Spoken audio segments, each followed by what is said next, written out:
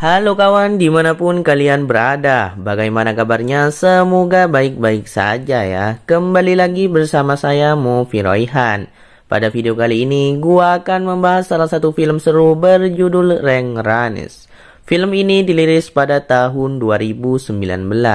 Sehingga daripada banyak bercakap, langsung saja pasang handset kalian, duduk yang tenang, siapkan cemilannya, kencangkan celana dalam kalian. Langsung saja cus ke alur ceritanya. Selamat menonton, Chick You. Film dibuka dengan memperlihatkan seorang gadis bernama Mel yang merupakan pelari dunia. Di waktu itu, ia selalu diberitahu oleh ayahnya untuk tidak pernah menyerah karena kompetisinya sendiri menuntut ia untuk berlari sejauh 300 km. Alhasil, sejak saat itu Mel terpicu untuk berlari dengan banyak halangan. Ia sengaja memilih hutan pedalaman di Amerika Serikat yang selalu ditakuti akan triknya. Dengan berlari selama 1 minggu penuh, Mel pun sudah menyelesaikan latihannya kali ini. Ia dijemput langsung oleh saudari perempuannya yang tidak pernah setuju akan profesi Mel. Karena sampai sekarang Mel seperti orang yang tidak pernah memikirkan fisiknya sendiri. Ia selalu menuntut untuk berprestasi meskipun segala medali dan juga piala sudah dikoleksinya. Apa boleh buat, selama ia berada di rumah penginapan bersama saudarinya, Mel selalu berdebat. Saudarinya meminta Mel untuk tidak lagi latihan mengingat ia baru saja selesai hari ini. Tapi luar biasanya saat matahari mulai terbit lagi, Mel malah bergegas untuk kembali berlari sejauh 350 km. Jaraknya pun nambah sebanyak 50 km. Dan ia menargetkan untuk selesai dalam waktu 8 hari. Tidak ada cara lain untuk menghentikan keinginan Mel, jadinya Mel pun dibiarkan pergi. Meski ia cukup rutin untuk latihan di sini, Mel tidak pernah tahu apa yang akan terjadi ke depannya. Yang mana untuk mencari oksigen dan minum, Mel selalu mengandalkan air dari rawa-rawa. Sembari membawa beban backpack yang berkilo-kilo, tidak ada kata menyerah bagi pelari yang satu ini. Fisiknya yang luar biasa membuat ia begitu kekar dan sanggup untuk berlari sejauh 50 km per harinya. Ditambah beban trek di hutan ini yang bisa dibilang membuat tenaga harus keluar 2 kali lipat. Hingga suatu ketika, di saat semuanya berjalan mulus-mulus aja, Mel akhirnya tak sengaja berpapasan dengan seorang pria. Pria itu terlihat duduk kesakitan, di mana ia sepertinya mengalami cedera. Dengan hati nuraninya, Mel segera memeriksa kaki pria itu yang tampaknya terkilir. Namun tak lama datanglah pria botak yang ternyata kerabat pria tersebut. Pria botak itu heran kenapa Mel tidak lanjut berlari saja.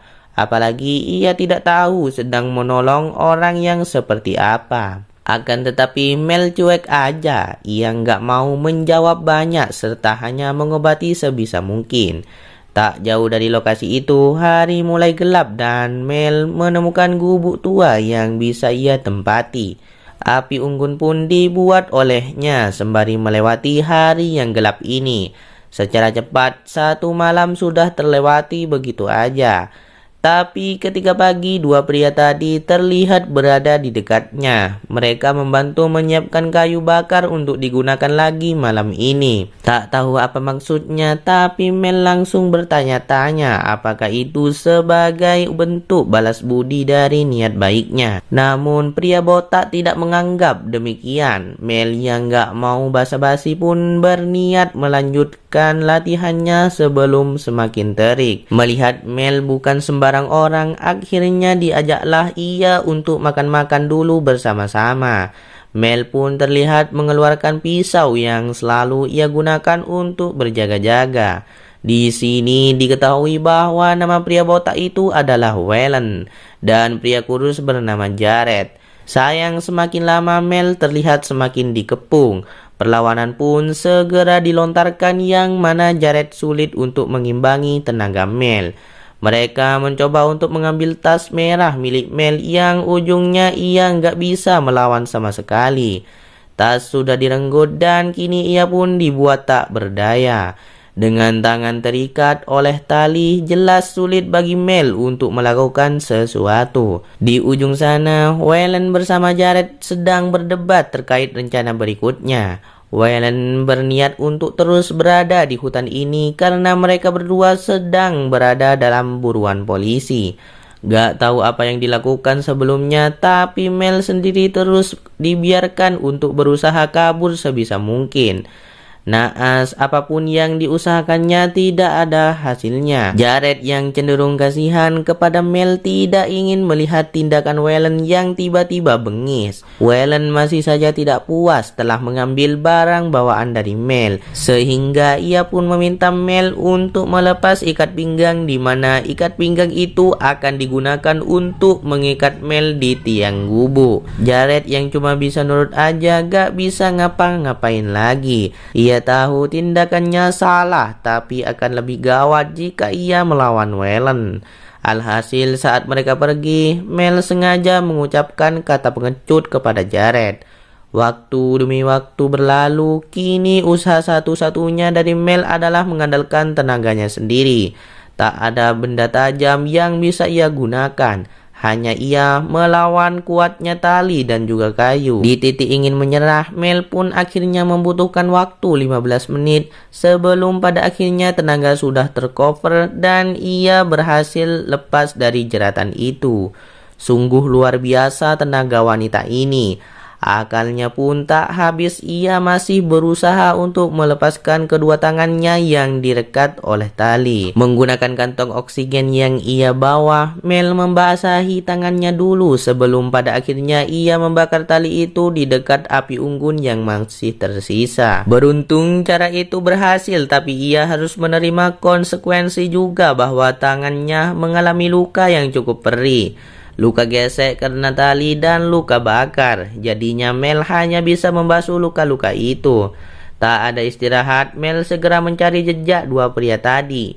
Ia langsung berlari serta mencium kemana sebenarnya mereka pergi. Mel gak terima tas bawaannya dibawa pergi begitu aja. Bukan karena apa-apa, tapi seisi tas itulah yang selalu menemani ia ketika latihan. Sebenarnya Mel bisa aja untuk pulang dan meninggalkan hutan ini. Namun karena tekad yang kuat dan chemistry yang sudah terbangun dengan tas tersebut, jadinya nasib Jared dan Waylon akan berubah menjadi buruk. Di tahap awal ini, Mel sengaja memantau pergerakan mereka. Sebisa mungkin ia menjaga jarak sembari mendengar percakapan demi percakapan yang dilanturkan kedua pria itu. Semakin lama pun Mel semakin yakin bahwa sebenarnya Jared adalah orang baik. Namun ia berada di bawah tekanan karena pengaruh Waylon yang lebih mendominasi secara fisik. Hingga suatu saat Mel tak sengaja membuat suara bising dengan sumber suara yang mulai disadari oleh Waylon. Mel yang terus menahan rasa sakit di tangannya pun hanya bisa menghindar. Ia berjalan pelan di mana jangan sampai ada suara dari daun kering. Dan beruntung persembunyiannya masih tergolong mulus. Waylon tak sadar bahwa di tempat yang ia pijak masih ada celah di bawahnya. Disitulah Mel bersembunyi dan ia terus menunggu kepergian Waylon. Yang meskipun Waylon menyempatkan diri untuk kencing serta mengeluarkan air mancur. Seusai proses kencing selesai, Mel enggak mau menyia-nyiakan kesempatan untuk menghindar lebih dulu. Ia pun pergi dari sana untuk mencari sumber air andalannya. Di situ kedua tangannya terbasuh dan tepat di situ juga Mel merefresh lagi pikirannya. Yang siapa sangka dengan mengenang lagi apa yang ia jalani selama ini bersama sang ayah, Mel mendapatkan motivasi yang luar biasa. Ia tahu bahwa ia sudah dididik dari kecil untuk menjadi orang yang tidak menyerah. Mau apapun itu tantangannya, justru Mel bisa menjadi juara karena ketangguhannya. Jelas dari situ sebongkah batu langsung ia pecahkan. Mel mengambil serpihannya saja dan ia segera berlari untuk mencari kedua pria tadi. Jejak-jejak pria itu terus ia endus layaknya anjing hutan yang lapar akan makanan. Sedangkan Jared dan Waylon masih bersantai ria untuk terus bertahan di hutan itu. Mereka tidak akan pergi mengingat ada sesuatu yang mereka bawa. Belum tahu apa, tapi Jared seperti orang yang ketakutan. Dan hal itu pun membuat Jared harus berpisah dari Waylon. Ia nggak mau mengambil resiko bersama pria botak itu. Melihat kesempatan ini, Mel melihat celah untuk menerobos. Ia mengincar Jared lebih dulu yang dari awal sudah lebih sensitif.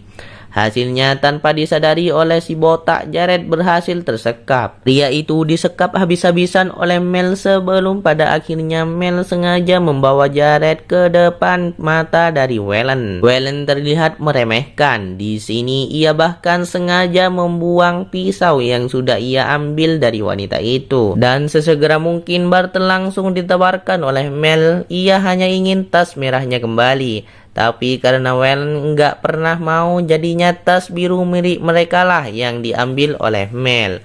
Tak tahu apa isi tas biru itu, tapi Waylon sangat panik akan isinya. Tak lama terkuak bahwa segepok narkoboy telah dibawa oleh mereka.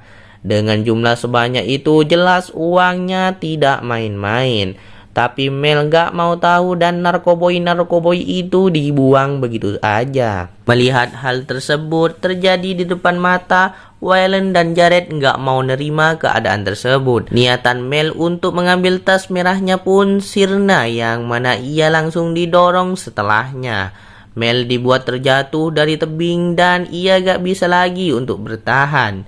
Jatuhnya pun cukup tinggi dan lutut kanan Mel harus terbentur bebatuan. Jared yang merasa hal ini semakin offside hanya bisa menahan amarahnya kepada Waylon. Sedangkan Mel terus berteriak kesakitan karena kemampuannya untuk menjelajah semakin berkurang. Sudah tidak mendapatkan tasnya, kakinya cedera juga.